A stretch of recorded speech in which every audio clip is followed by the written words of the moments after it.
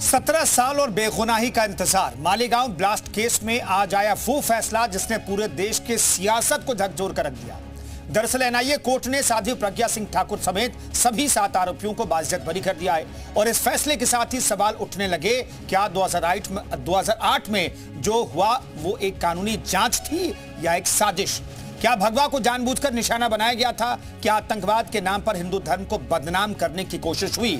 और सबसे बड़ा सवाल, 17 साल बेकसूर होकर भी जिन लोगों ने जेल और जिल्लत झेली, उनके गुनहगार कौन है? साध्वी प्रज्ञा ठाकुर को इस पल के लिए 17 साल इंतजार करना पड़ा। महाराष्ट्र के मालेगांव ब्लास्ट केस में एनआईए स्पेशल कोर्ट ने साध्वी प्रज्ञा समेत केस के 7 आरोपियों को बरी कर दिया। कोर्ट ने कहा कि केस में कई अहम आरोप साबित नहीं हो पाए, जैसे कि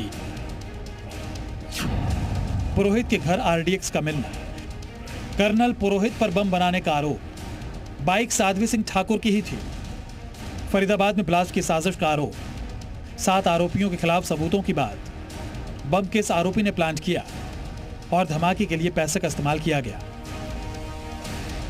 एनआईए कोर्ट ने भले ही ब्लास्ट के 7 आरोपियों को बरी किया हो, लेकिन फैसला भगवा आतंकवाद वाले फेक नैरेटिव को करारा जवाब साबित हुआ है। और एनआईए के पास जब इन्वेस्टिगेशन आया तो उन्होंने पाया कि जो विटनेसेस है उनको टॉर्चर करके उनसे 164 लिए गए हैं, एक्यूज से टॉर्चर करके उनसे कन्फेशन लिए गए हैं, कई सारे एविडेंस प्लांट किए गए हैं। जो हमारा एक्यूज था सुधाकर चतुर्वेदी, उसके घर पे आरडीएक्स प्लांट किया है एक एटीएस अधिकारी ने। वो गाड़ी पे भी वो बॉम्ब लगाया था, ये प्रोसिक्यूशन प्रूव नहीं कर पाई। भोपाल से बीजेपी की पूर्व सांसद साध्वी प्रज्ञा ठाकुर कोर्ट में मौजूद रहीं। उन्होंने कोर्ट में अपना दर्द बयां किया और वो रो पड़ी। फैसले से पहले साध्वी प्रज्ञा ने कोर्ट में कहा कि वो जीवित हैं क्योंकि एक सन्यासी हैं। उन्होंने एक षड्यंत्र के तहत भगवा को बदनाम किया। आज भगवा की जीत हुई है, हिंदुत्व की जीत हुई है और जो दोषी हैं उन्हें भगवान सजा देंगे।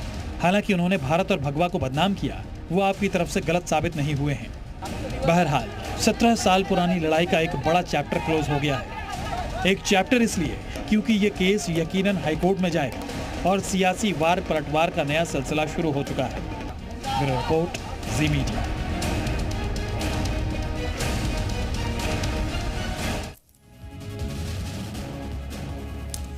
तो भगवा आतंकवाद का जो नैरेटिव रचा गया था, वो नैरेटिव जो है अब फेल होता हुआ कम से कम एनआईए कोर्ट में दिखाई दे रहा है, क्योंकि सभी 7 आरोपी दोषमुक्त करार दिए गए हैं। हालांकि ये पूरा मामला हाई कोर्ट में जाएगा और इस पर सियासत भी जमकर शुरू हो गई है।